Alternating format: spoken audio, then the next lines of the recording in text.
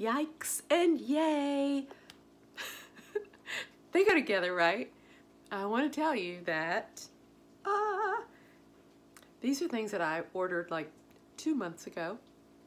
The microphone, headphones. I've got this little nifty tripod for the microphone.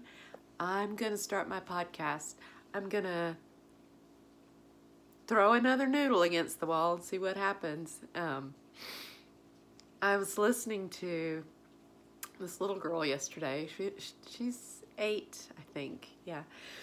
And we were talking, and I was telling her about a time that she was telling me about how she's learning how to ride a horse. And I was asking her about how it was going, and she said she's learning how to trot now. And I just said, wow, I really admire you.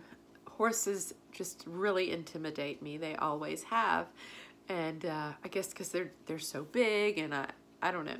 People have really strong connections with horses, and I just don't ever think that I had that.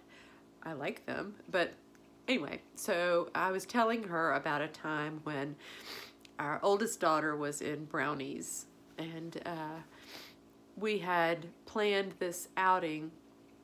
All the girls and the leaders and all the girls' moms were going on this outing to ride horses, and each person got their own horse.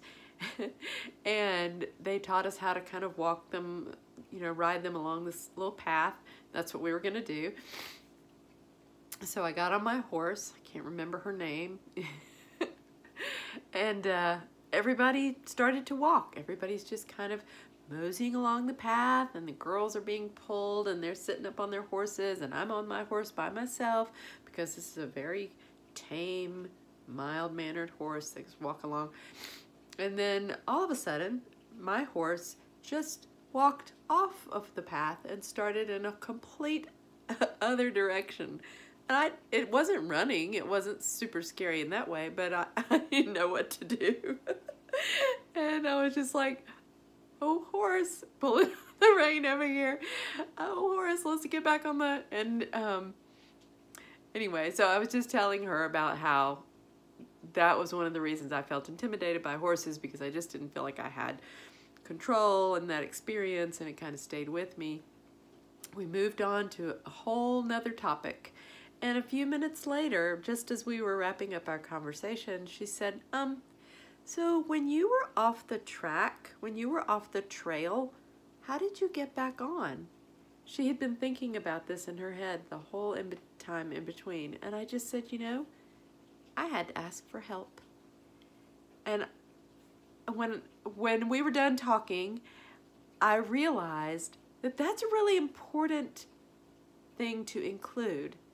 Sometimes when we feel intimidated, or we feel like we're off the beaten path, or we're not going in the direction that we set off to go into, or that we think we're supposed to go in, it's okay to say, whoa, I really need some help.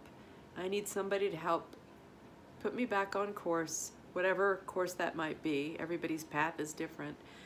And help me to move forward, knowing that I have somebody who's got my shoulders, who's got my back, who's going to be there when my horse says, hey, let's go over there.